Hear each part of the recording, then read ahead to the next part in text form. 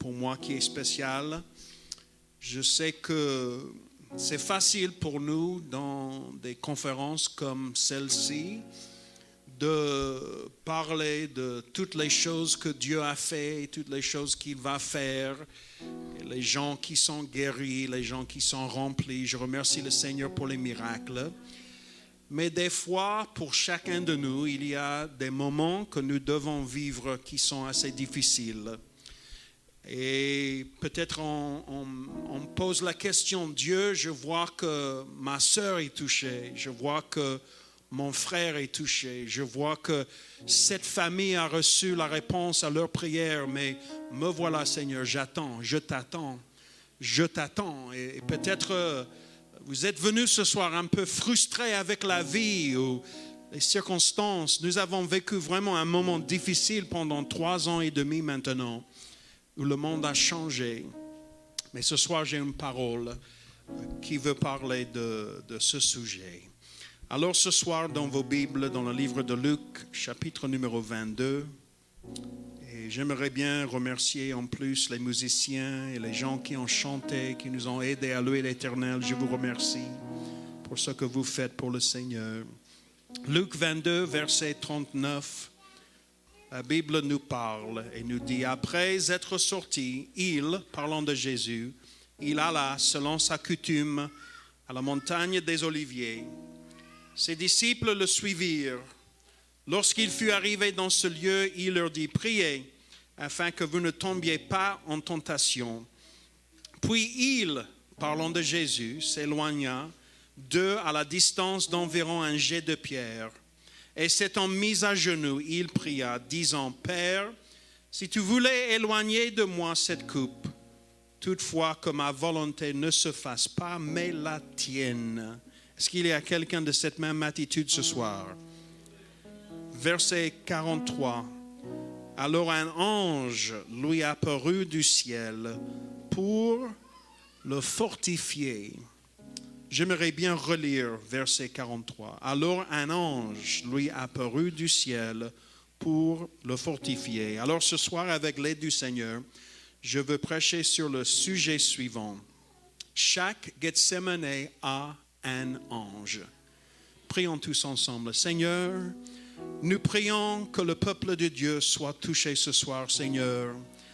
Nous avons vraiment besoin de toi, Seigneur, une expérience réelle dans nos vies, dans nos familles, Seigneur, pour que ce district, cette région de Saint-Michel soit touchée, pas seulement dans ce bâtiment, Seigneur, mais autour de cette bâtisse, Seigneur, que le peuple, que les citoyens qui habitent près de cette assemblée soient touchés par la main de Dieu. Seigneur, aide-nous ce soir à être touchés et changés. Nous prions tous dans le nom de Jésus et que l'Église dise Amen. Vous pouvez vous asseoir au nom de Jésus. Alléluia. Combien de vous vont m'aider ce soir à prêcher la parole? Alléluia. Chaque Gethsemane a un ange. Maintenant, le peuple de Dieu a eu à toutes les époques de nombreux défis à surmonter. C'est le monde de vie, n'est-ce pas? L'adversité de l'homme ou de la femme de Dieu est une constante, quelle que soit la géographie ou l'époque, soit l'apôtre Paul ou soit vous et moi dans le monde moderne. La bataille féroce pour les âmes des hommes est aussi une constante dans notre monde d'aujourd'hui. Et la bataille entre les ténèbres et la lumière continue sans fin. C'est une bataille constante à laquelle nous sommes confrontés et je vous dis ce soir que c'est une bataille que nous devons gagner. Amen. J'ai dit à plusieurs reprises à notre assemblée dans la West Virginie, en tant qu'Église spirituelle, nous devons avoir de l'aide spirituelle aussi. Et laissez-moi vous dire ce soir que l'aide spirituelle vient des disciplines spirituelles, la prière et la jeûne et l'adoration de Dieu et l'étude de la parole de Dieu. Ça fait beaucoup de bien. Amen. De plus en plus, nous devons être des personnes spirituelles qui connaissent la voix de Dieu, qui connaissent les voix de Dieu et qui reçoivent l'aide de Dieu pour nos vies. Maintenant, laissez-moi vous parler un peu de ce texte dans l'Évangile selon Luc.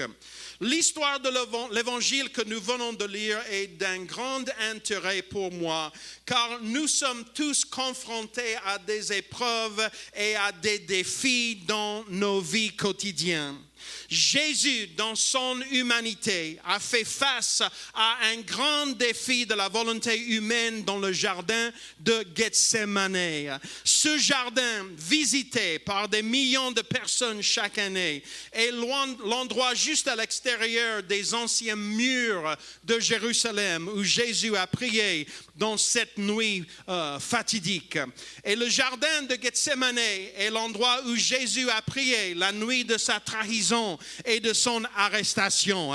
Et je pose un moment pour remercier encore une fois le Seigneur pour le fait qu'il a obéi à la volonté de Dieu.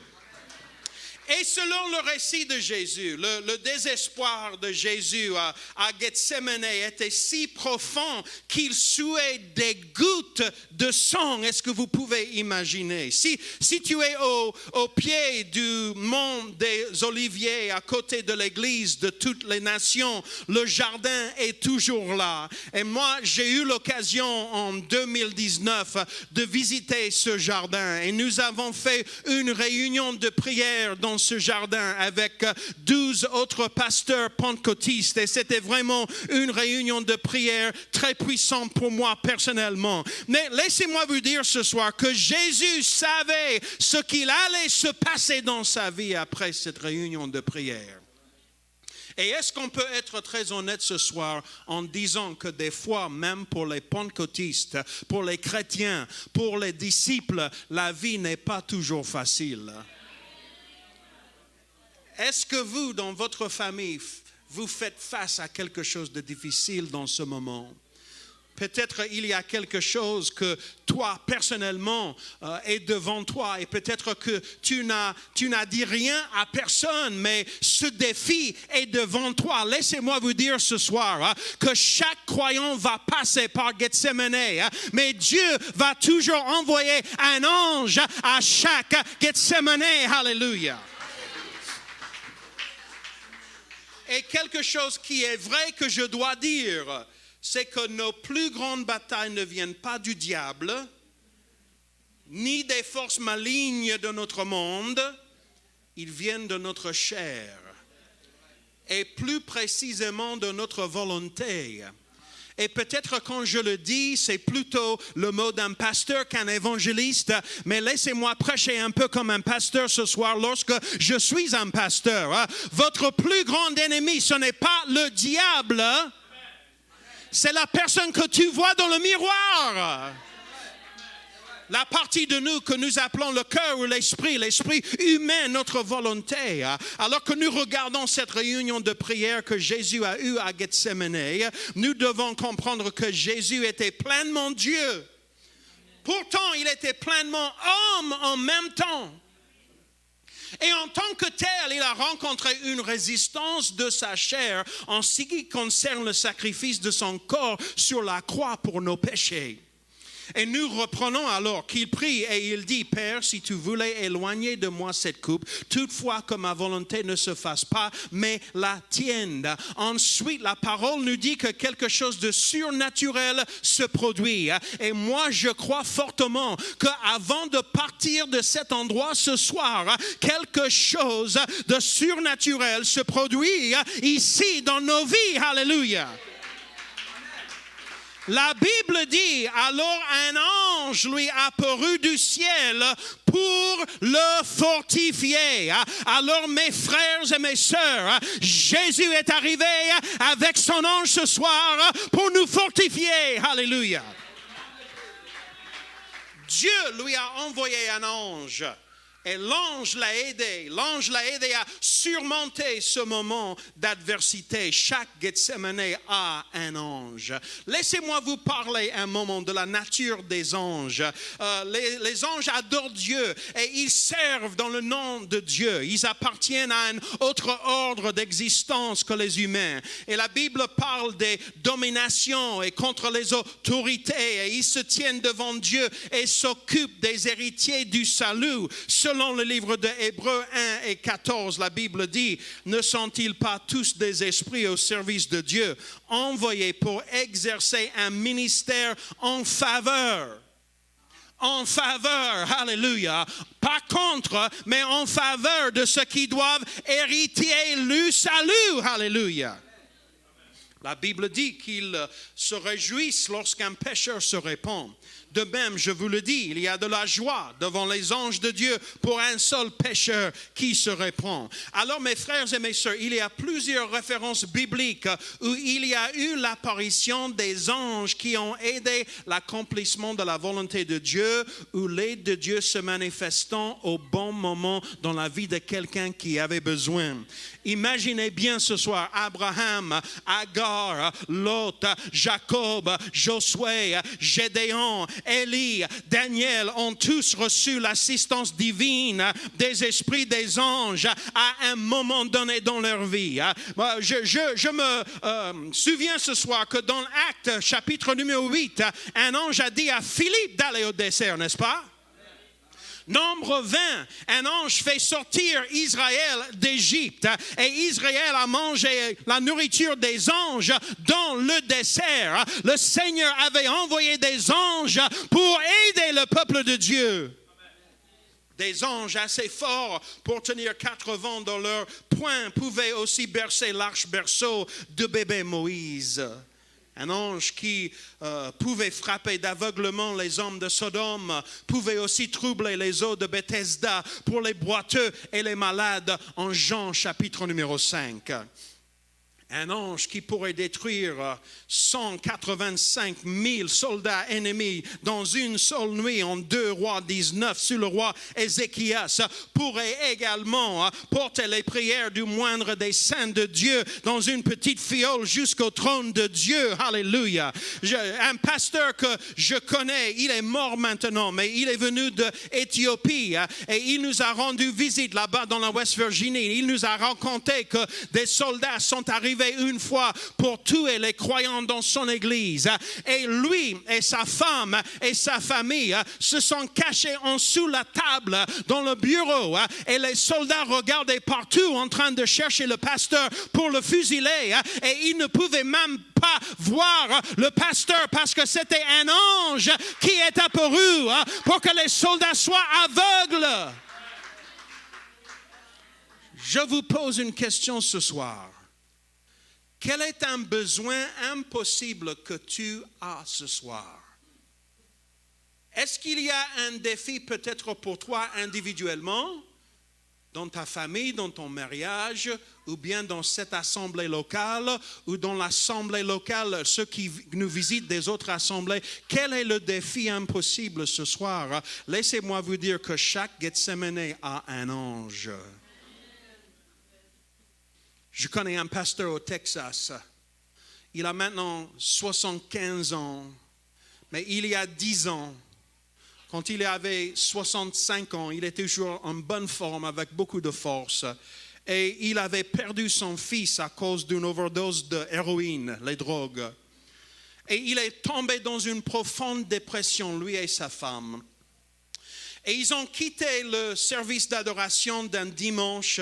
Et ils ont décidé qu'ils démissionneraient le dimanche suivant et continueraient leur vie ailleurs que dans l'église. Ils ont fait la décision que je ne ferai plus le ministère, je ne peux pas continuer. Il m'a raconté l'histoire que ce jour-là, il a quitté l'église.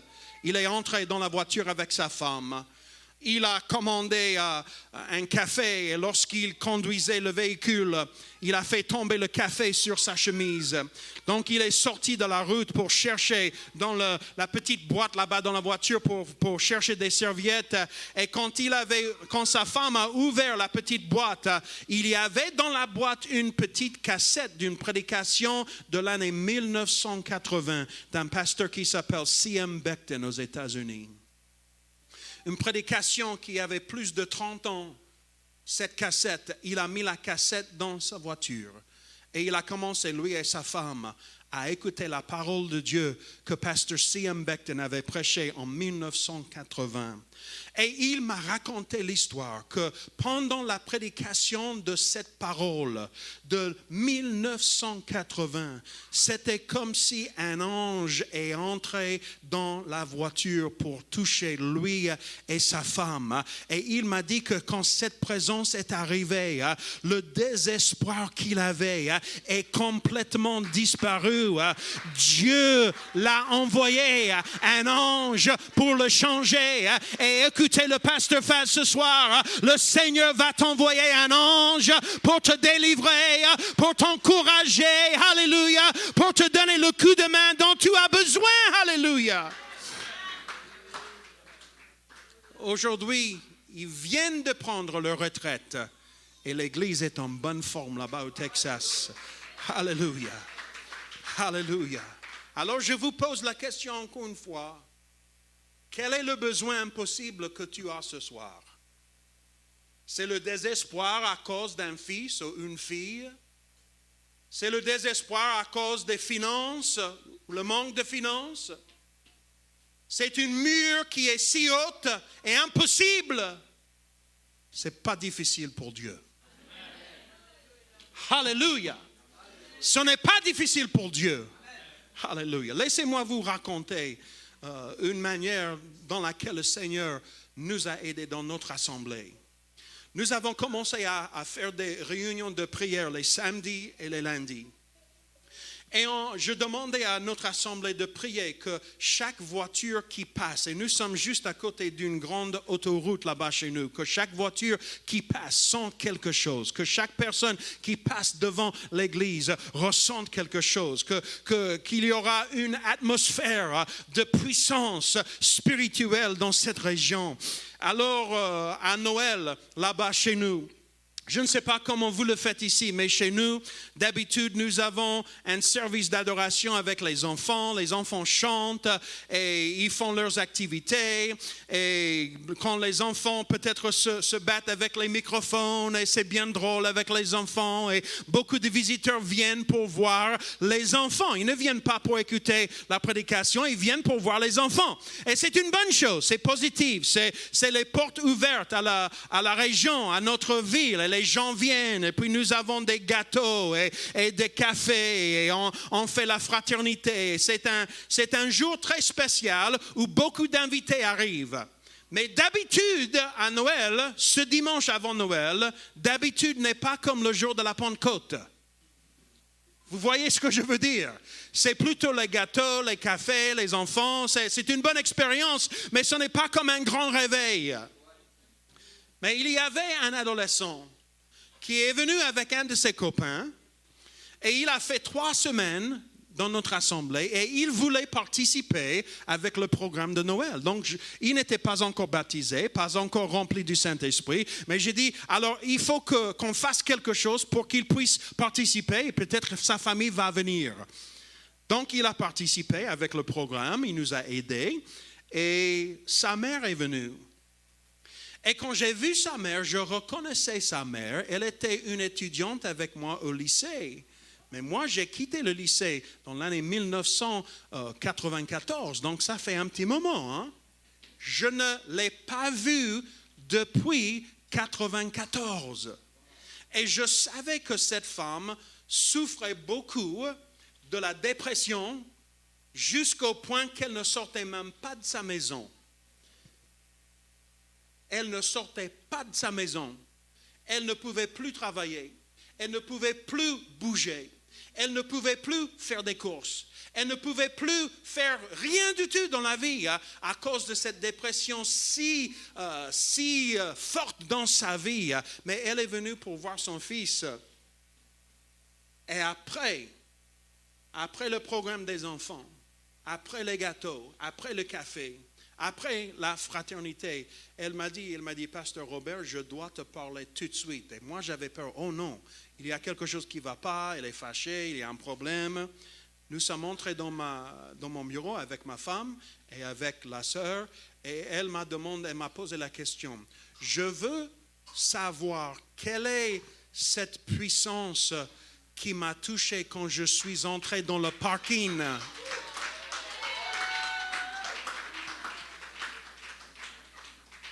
Écoutez bien, pour nous, notre culture, dans le mois de décembre, chez moi, une famille italienne, ok? Il y a beaucoup de gâteaux pour Noël, ok? Ça se voit, n'est-ce pas?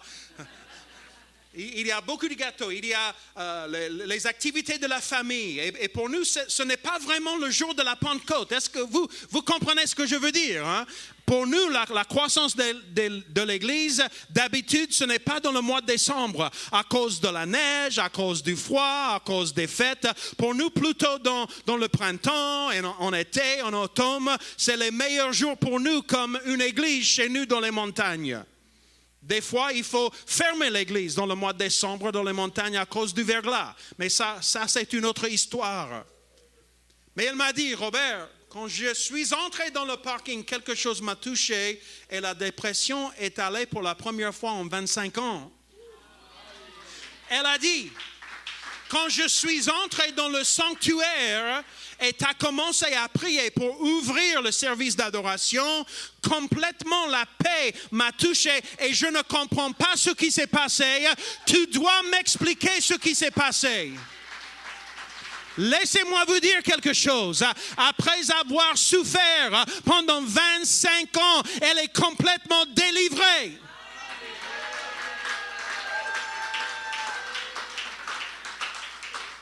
À ce point-là, je n'avais pas encore prié pour elle. Les anciens de l'Église n'ont pas encore la touchée à l'autel. Elle n'était pas encore baptisée au nom de Jésus. Elle n'avait pas encore reçu le Saint-Esprit. Mais simplement le fait que le Seigneur a répondu à nos prières l'a touchée. Alléluia! Quelques semaines après, je l'ai baptisée au nom de Jésus. Et elle a reçu le Saint-Esprit. Et sa fille, alléluia. Et son mari qui est médecin me disait avec des larmes dans ses yeux, il y a 3 jours quand je suis allé à son bureau, que je n'ai jamais expérimenté quelque chose comme cette présence du Saint-Esprit. Est-ce que tu peux m'expliquer? Maintenant, vous ne connaissez pas cette famille, mais moi je connais cette famille. Et je suis un homme de foi. J'ai vu dans mon ministère chaque miracle du livre des Actes. J'ai vu chacun. J'ai vu les aveugles voir encore. J'ai vu les sourds guéris. J'ai vu le Seigneur faire des miracles. Mais je dois vous dire que pour moi, cette famille, c'était une impossibilité. Parce que je connaissais cette famille. Mais Dieu m'a ouvert les yeux. Que l'Écriture est vraie. Il n'y a pas d'impossibilité avec notre Dieu. Il n'y a pas d'impossibilité. Il n'y a pas d'impossibilité. Alléluia. Je ne sais pas s'il y a des Béninois ici ce soir. Il y a des Béninois. Ma soeur, que le Seigneur vous bénisse. Que le Seigneur vous bénisse. Moi, j'étais à Porto Novo, à l'est, sur la frontière avec le Nigeria, dans un village où le Saint-Esprit n'a jamais été rempli dans ce village. Ils avaient essayé de faire des œuvres, des études bibliques, ils avaient essayé de toucher les âmes, mais sans réussite. Rien ne s'est passé. Donc on est allé avec un groupe d'élèves de l'école biblique au Togo. Est-ce qu'il y a des Togolais ici? Maoulolo, Maoulolo! Bobo Kokwe est parmi nous. Alléluia! On est allé là-bas. Le premier jour, on a prêché, on a enseigné, il y avait une foule dans le village qui est venue nous voir. Et vous savez ce qui s'est passé? Absolument rien. Le deuxième jour, on a recommencé, on a chanté, on a fait des études bibliques, on a essayé de toucher les âmes. Il y avait une foule qui est venue. Et vous savez ce qui s'est passé? Rien du tout. Le troisième jour, on est retourné. Encore une fois, on a essayé avec des études bibliques. Et vous savez ce qui s'est passé? Oui, vous avez raison. Absolument rien. Le quatrième jour, on a fait la même chose avec le même résultat. On a fait 1 semaine comme ça. Rien du tout. Je ne sentais même pas l'onction de Dieu. Je disais, mais Mais quoi alors? Qu'est-ce qui arrive ici? C'était dur pour nous. Le 8e jour, je me suis fâché. Je dis, aujourd'hui, il faut que quelque chose arrive ici dans ce village. Et j'ai prêché avec une traduction dans la langue fon. Fon. Vous parlez fon? Et ils ont fait une deuxième traduction. J'ai oublié le nom de cette langue, mais une deuxième langue. Alors français, fon, et puis une troisième. Et j'ai donné l'invitation. On va prier et quelqu'un va recevoir le Saint-Esprit ce soir. Il y avait une jeune fille de 8 ans. Elle était la seule qui est approchée à l'autel. Et je disais, OK Dieu, voilà le moment. Voilà le moment. Alors elle était là, j'ai commencé à prier avec elle. J'ai encouragé la fille à prier, à se repentir. Tout à coup, elle commençait à parler en anglais parfait, comme la reine Élisabeth de l'Angleterre. Et moi, je ne savais pas que c'était le Saint-Esprit. Je pensais que peut-être la jeune fille avait grandi en Angleterre et peut-être est juste revenue au Bénin pour visiter. Donc, j'ai demandé à son père, est-ce que vous avez vécu à Londres ou comment ça se fait qu'elle parle anglais? Il m'a dit, mais non. Elle est née dans ce village. Elle n'a jamais quitté le village. Elle n'est jamais entrée dans une voiture. Elle est là depuis sa naissance et quand elle va mourir ici dans ce village. Mais elle parlait en anglais. Vous savez ce qu'elle disait? This is the best thing that has ever happened to me. My soul is clean. My soul is clean. I am filled with the Spirit of God. Elle parlait comme la reine de l'Angleterre quand elle a reçu le Saint-Esprit. Hallelujah. Hallelujah. Hallelujah. Hallelujah. Nous servons le Dieu de miracles ce soir. Et chaque Gethsemane a un ange pour toi. Hallelujah. Hallelujah. Quand elle a reçu le Saint-Esprit, elle a parlé en anglais pendant 30 minutes. Et puis j'ai vu son papa. Lui, prochainement, il a reçu le Saint-Esprit. Et quel réveil qui est arrivé dans ce petit village là-bas. À cause d'une fille qui a répondu à la touche de Dieu. Et je crois fortement que Dieu nous a envoyé un ange ce jour-là pour nous aider à faire la bataille spirituelle.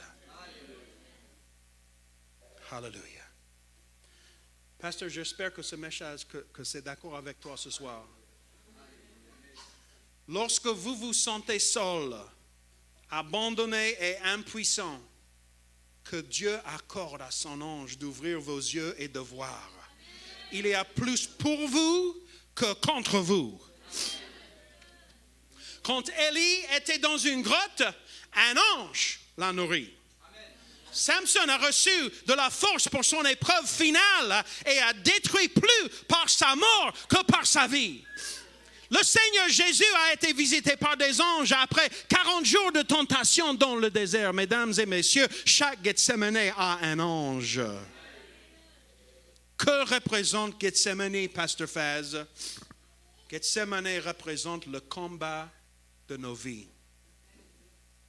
L'épreuve la plus dure à laquelle nous sommes confrontés. Le moment le plus sombre du désespoir. L'épreuve de notre foi. Gethsemane représente un lieu ou une occasion de grande souffrance mentale ou spirituelle. Il représente l'agonie de la vie à laquelle nous sommes parfois confrontés. L'endroit où nous sommes obligés de nous demander pourquoi Dieu? Pourquoi moi? Pourquoi ma famille? Pourquoi Dieu? Et il n'y a peut-être pas de réponse de ce côté-ci de l'éternité. Mais Dieu va t'envoyer son ange. Chaque endroit sombre de désespoir a un ange. Chaque épreuve a un ange. Chaque lutte a un ange. Un esprit ministériel envoyé par Dieu pour aider. L'ange s'est montré pour aider la chair de Jésus-Christ. Je pense à Moïse qui a été un berger ignoré pendant 40 ans dans le désert. Puis il est face à face avec le grand que je suis. Et il y avait un ange dans le feu. Abraham qui a été appelé hors du pays de ses pères, il vit dans une tente, a dû acheter du terrain pour enterrer ses proches, mais Dieu a conclu une alliance avec lui et il serait le père des fidèles. Maintenant, ne trompez-vous pas, je ne parle pas de l'adoration des anges ce soir. On n'adore que Dieu.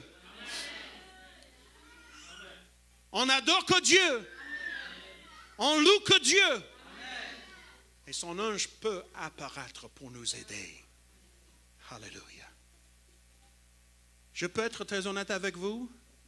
Pasteur Lionel, pendant des semaines et des semaines, je prie le Seigneur. Aide-moi quand j'arrive à Saint-Michel. Aide-moi, Seigneur. Je veux faire ce que le pasteur Lionel veut que je fasse. Je veux faire ce que tu veux que je fasse, Seigneur. Et je veux aider ce peuple. Je veux aider ce peuple. J'avais préparé des autres messages, même pour ce soir. J'étais toujours prêt. Mais cet après-midi, quand je priais, le Seigneur m'a parlé. Je ne sais pas à qui je parle ce soir, mais je sais qu'il y a au moins une personne ici. Et le Seigneur veut te dire que même dans ton moment de difficulté, le Seigneur va t'envoyer un ange et il va arriver ce soir. Alléluia.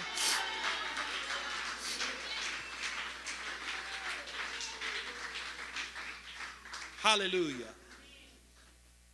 Alléluia. Les 3 enfants hébreux, dans la chaleur de leur Gethsémane, l'ange marche avec eux.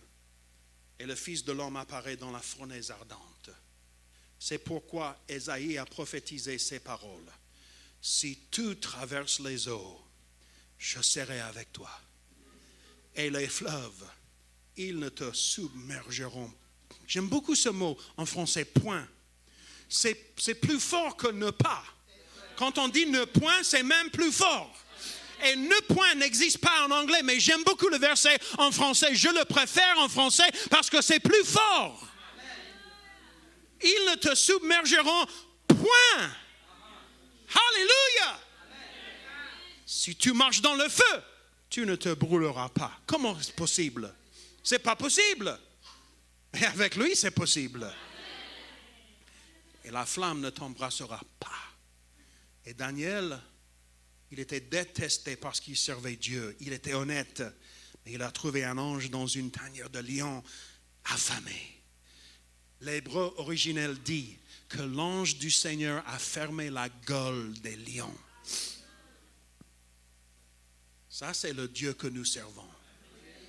Il a le pouvoir même sur les lions qui sont affamés. Vous pouvez imaginer cette puissance. Actes chapitre 12, Pierre était condamné à mourir, mais l'ange leur a dit de témoigner. Et un ange apparaît et le conduit en lieu sûr. Un ange l'a sauvé de prison. Mesdames et messieurs, chaque Gethsémane a un ange. L'apôtre Paul, naufragé 3 fois, 39 raillures sur le dos, 5 fois différentes, souvent en prison, souvent en péril de faux frères. Mais dans la prière, dans la pire tempête de sa vie, l'ange du Seigneur est arrivé.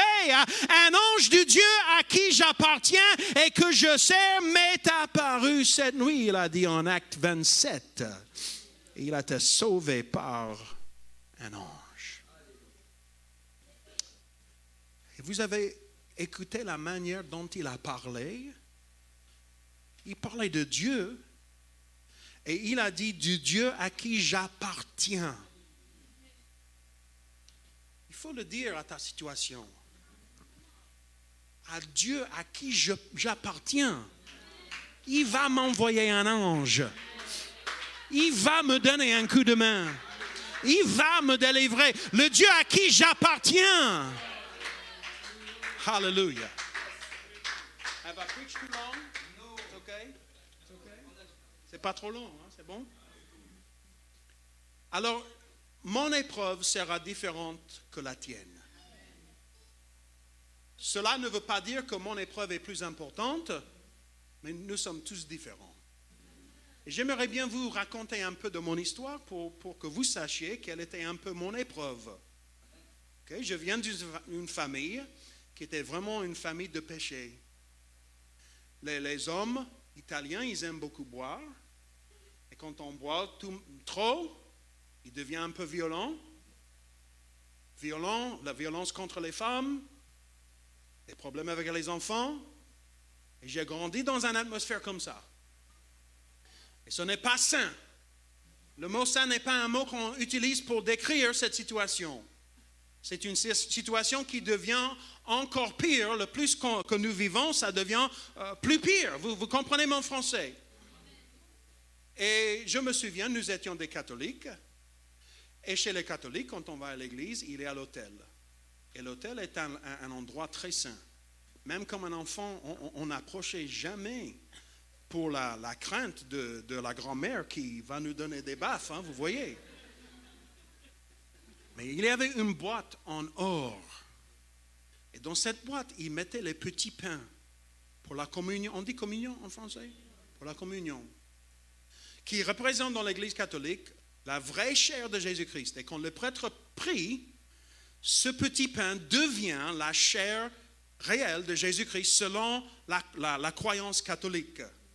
Alors, moi, à 8 ans, je croyais que ça, c'est Jésus.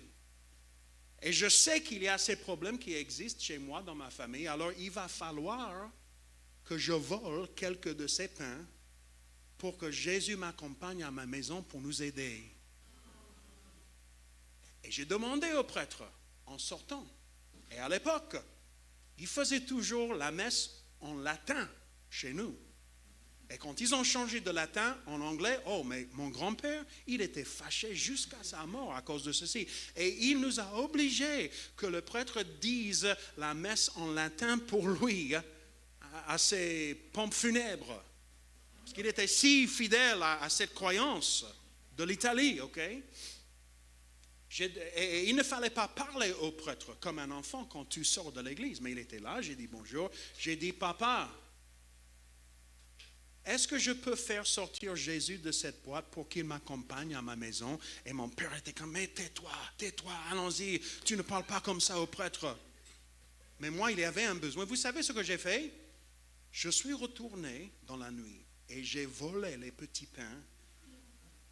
Et j'ai pris les petits pains dans la maison et j'ai prié, Seigneur, si tu es vrai, si tu es réel, je sais que je n'ai que 8 ans, mais je veux que tu viennes me toucher si tu es vraiment réel. Est-ce que vous savez que quelque chose est arrivé ce soir-là? J'avais une chaise dans la salle où je dormais qui était bleue. J'aimerais bien avoir ce siège toujours aujourd'hui. Le Seigneur m'a touché dans ce moment. Peut-être il semble, quel est le mot pour foolish? Fou. Peut-être il semble un peu fou à vous. Mais pour moi, à 8 ans, une expérience réelle avec Jésus quand il m'a touché. Et je n'oublierai jamais ce moment quand il a envoyé un ange pour me toucher. Et il m'a parlé, il m'a dit, je vais te montrer la route devant toi. Et me voilà. Maintenant, j'ai 46 ans. Où est-ce que je suis ce soir? Où est-ce que je suis? Où est-ce que je suis? Où est-ce que je suis? Même si vous avez souffert longtemps, le Seigneur va répondre à toi. Ce soir, c'est le début de quelque chose de nouveau pour toi. Wouh! Alléluia! Alléluia! Alléluia! Est-ce qu'il y a quelqu'un qui est prêt pour recevoir cette visitation de Dieu dans ta vie? Alléluia! Est-ce qu'il y a quelqu'un qui a de la foi ce soir? Que ça peut y arriver ce soir? Alléluia! Wouh! Est-ce qu'il y a quelqu'un qui est en besoin ce soir? Je disais au pasteur Lionel, à l'âge de 15 ans, j'avais reçu le Saint-Esprit à 12 ans. Je vivais toujours avec les parents qui étaient toujours des catholiques, qui n'étaient pas du tout contents avec ma décision d'être pentecôtiste. Et je ne critique pas du tout les catholiques, ok? Je ne critique pas du tout, hein? Ce n'est pas pour critiquer que je le dis. Mais il y a plus que la messe. Il y a plus que ça. Il y a une touche réelle pour toi. Alléluia. Il y a plus. 15 ans. Et à l'époque, il y avait cette publication qui venait du siège national de l'Église pentecôtiste unie internationale pour les jeunes. C'était avant l'époque des smartphones. Okay? C'était avant l'époque des ordinateurs. Il y avait une revue pour les jeunes. Et j'ai reçu la revue. Vous savez, il y avait dans la revue une page avec 2 lettres. Une lettre en anglais, une en français, de Pasteur Paul Graham à Saint-Laurent. De l'année 1992. Et dans la lettre, le pasteur Graham racontait l'histoire de l'église à Saint-Laurent. Que nous sommes en train de construire cette église que par la prière, que par l'étude biblique. Nous avons besoin de moissonniers pour nous aider dans cette grande ville de Montréal, pour que l'évangile soit prêché, etc., etc. Et je me souviens, à 15 ans, un ange est venu me toucher. Et le Seigneur m'a parlé. Et je commençais à prier. Et j'ai demandé au Seigneur, Seigneur, je n'ai que 15 ans. Je viens de se passer. Je suis rempli du Saint-Esprit. Je n'ai pas beaucoup à t'offrir. Et Seigneur, un jour, je veux y aller prêcher. J'ai prié avec passion. Et je disais à Pasteur Lionel aujourd'hui, quand il est venu me chercher à l'aéroport, est-ce que vous savez qu'aujourd'hui, mon arrivée, c'est la 20e arrivée à Montréal pour prêcher l'évangile de Jésus-Christ.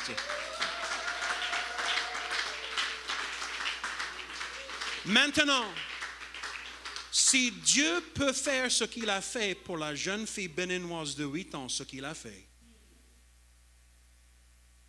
si Dieu peut toucher un petit garçon italien à l'âge de 8 ans lorsqu'il est assis dans un siège bleu dans une maison catholique,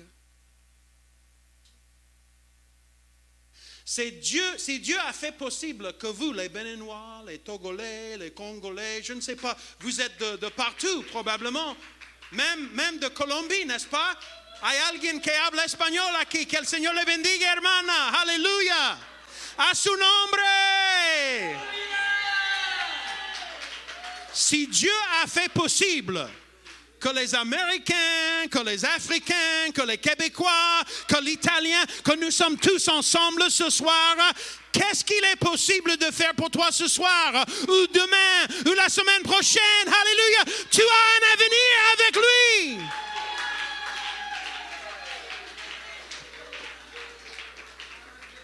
Ce que tu pensais était la fin n'est que le début. Ce soir, c'est le début.